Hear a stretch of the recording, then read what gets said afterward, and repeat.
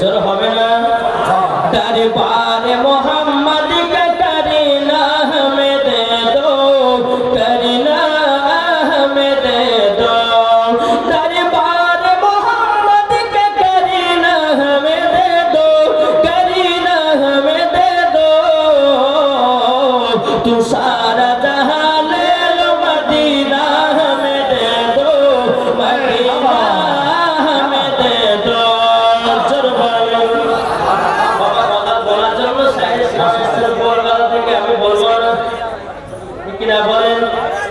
बाबा जो मुसलमान भाइयों এই সোনা মানিকের চলুন বাবা যে আপনাদের সম্মুখে একটা ঘটনা বলতে চাই বাবা একটু মন দিয়ে শুনবেন বাবা ঈমান তাজা হবে আর জান্নাতের পরে দরুদ পড়েন জান্নাতের পরে ক্যাম্প করেন জান্নাতের পরে সালাম পড়েন দেখেন বাবা জান্নাতের প্রতি দরুদ সালাম পড়েছে বাবাজি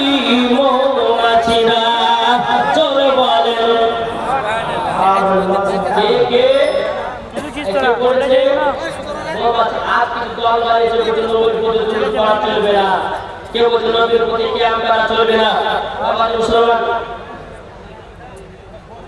আচ্ছা সুবহানাল্লাহ এটা যুবক ভাইরা এই আপনাদের বলতেছে ভাই আপনারা কেউ ভাবে করবে না আমার যুবক ভাইরা চাদর নিয়ে যাচ্ছে যে যেমন পাবেন 100 200 মাসিদের জন্য আপনারা মাসিদের জন্য দিবেন কেউ ভাবে করবেন না জি এই কিছুক্ষণের মধ্যে আপনারা প্রধান অতিথি সাথে আসবেন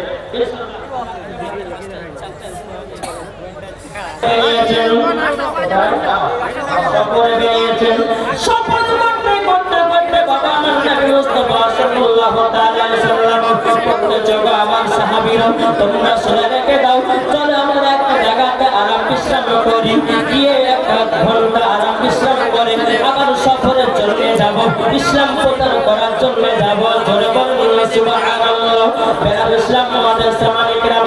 আমার নবী জীবন দিয়েছে বলো আমার সাহাবীরা তোমরা শুনো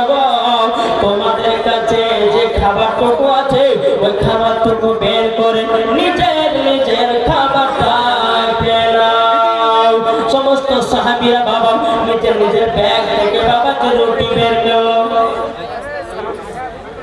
রুটি বের করেছে রুটি বের করার পরে বেরাল ইসলাম আমাদের সাহাবী کرام আমার নবী মুস্তাফা গায়বের সংবাদদাতা নবী আমার বলতেছে ও সাহাবীরা তোমরা রুটির সঙ্গে কি তরকারি নিয়ে এসেছো কি সাবু নিয়ে এসেছো বলো না সাহাবীরা বলছে ইয়া রাসূলুল্লাহ ইয়া হাবিবাল্লাহ নবী গো ও নবীজি আপনারা তরকারি নিয়ে আসেন সাবু নিয়ে আসেন শুকনা রুটি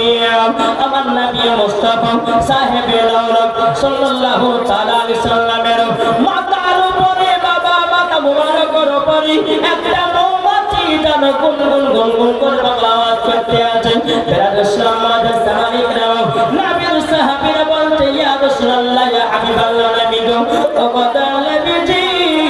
নবীজি আপনি বলুন আপনি তো সবার কথা বুঝতে পারেন নবী গো আপনার মাথা মুবারকের উপরে একটা মৌমাছি যেন গুনগুন করে আওয়াজ করতে আছে আমার নবী বলতো গো সাহাবীরা তোমরা শুকনো রুটি খাচ্ছ বলে মৌমাছিটা বলছে নবী গো আমাদের মৌমাছির সাথে মধু আছে মধু নিয়ে রুটি খান জনমান মধু দিয়ে রুটি খান বেরাল ইসলাম আমাদের সাহাবী کرام আমার নবী মুস্তাফা হযরত আলী রাদিয়াল্লাহু তাআলা রূপে বলতে বলো আলী একটা পেয়ালা নিয়ে যাওয়ার পর বাবা আলী মৌমাছির চাক থেকে এক বাটি মধু নিয়ে এসো হযরত আলী রাদিয়াল্লাহু তাআলা তিনি আপনার মৌমাছির চাকের গোড়াতে গেলেন যাওয়ার পরে এক বাটি বাবা মধু সংগ্রহ করলেন করার পরে নবীজির কাছে হাজির করলেন আমার নবীজি বলছো আমার সাহাবীরা তোমরা শুনে রেখে দাও বাবা সাহাবীরা নাও মধু দিয়ে রুটি খাও জোর বলেন বাবা তো মুসলমান ভাইরা এই সোনা মালিকেরা আরেকটা মৌমাছি নবীজির মাথা মুবারকের উপরে সে বাবা গুনগুন করে আওয়াজ করতে আছে আমার নবীজি বলতেছে হে মৌমাছি তুমি আবার কি বলতে চাও? ও মৌমাছি বলছে নবী গো, আর যদি মধু লাগে আমাদের অন্য অন্য চাকে মধু আছে, ও গো আল্লাহ বিজি ওই জায়গা থেকে আপনাদেরকে মধু দেওয়া হবে। নবীর সাহাবীরা বলছে বলো নবীজি মৌমাছিরা মধু বানাই কেমনে? নবী গো মধুরা তো টেস্ট, মধুরা তো আপনার কিনা মজা, এত মিষ্টি। ও গো নবীজি মৌমাছিরা কেমন ভাবে মধু বানাই? আমার নবী বলছে মৌমাছি তোমরা মধু বানাও কি করে? মৌমাছি তখন নবীকে বলতে লাগলেন ইয়া রাসূলুল্লাহ ইয়া হাবিবাল্লাহ নবী গো আমি তো মধু বানাই কি করে?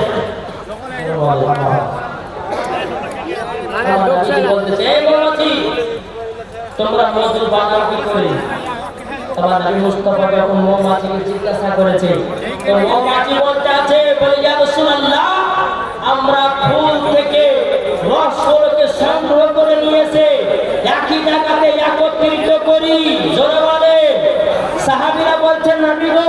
কোন ফুলের রস তো তিতা হয়, কোন ফুলের রস তো খাটা হয়, কোন ফুলের রস তো মিঠা হয়, কোন ফুলের রস তো মিষ্টি হয়, কিন্তু নবী গো এইরকম মিষ্টি মধু বানাই কেমনে? মৌমাছি তখন বলতে লাগলো ইয়া রাসূলুল্লাহ আমরা ফুল থেকে যখন রসগুলোকে সংগ্রহ করে একই জায়গাতে একত্রিত করি, আমরা যখন মধু বানাই নবী গো আপনার প্রতি দুরূদ পড়তে পড়তে অটোমেটিক মধু হয়ে যায়। জোরে বলে। তাইলে চিন্তা করুন আমার নবী মুস্তাফার প্রতি বাবাকে দুরূদ পড়তে পড়তে বাবা মৌমাছিরা মধু বানাই, আমরা কি নবীর প্রতি দুরূদ পড়ে আমাদের কি ঈমান পাকা করতে পারি না? একটা হাত দিলে বলেন কি গো আপনি হাত দিয়ে যাচ্ছেন? জি প্রধানমন্ত্রী সাহেব যখন আসবেন তিনি তো আরো হাত তুলতে বলবেন, বলবেন না? তাহলে এখন থেকে আমাদের হাত যদি নিচু হয়ে যায় তো আমার মনে হচ্ছে যে প্রধান বক্তা আসা পর্যন্ত মনে হয় কেউ ওখানে হাত তুলতে পারবে না। কি বলছে? জি বেরাদুল ইসলাম তাহলে দেখে যেই নবীর প্রতি বেরাদুল ইসলাম মৌমাছিরা মধু যখন তৈয়ার করে নবীর প্রতি দুরূদ পড়ে পড়ে বেরাদুল ইসলাম মুতাসাম্মানি کرام মৌমাছিরা মধু বানায়। জোরে বলো সুবহানাল্লাহ। একবার দুরূদ শরীফ পাঠ করুন। আল্লাহুম্মা সাল্লি আলা মাওলানা মুহাম্মদ ওয়া আলা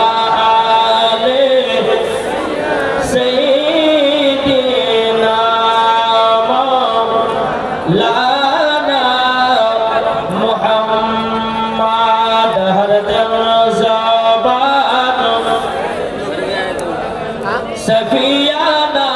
মুহাম্মদ को बोलते थे तुम मानले मानो ना मानले मन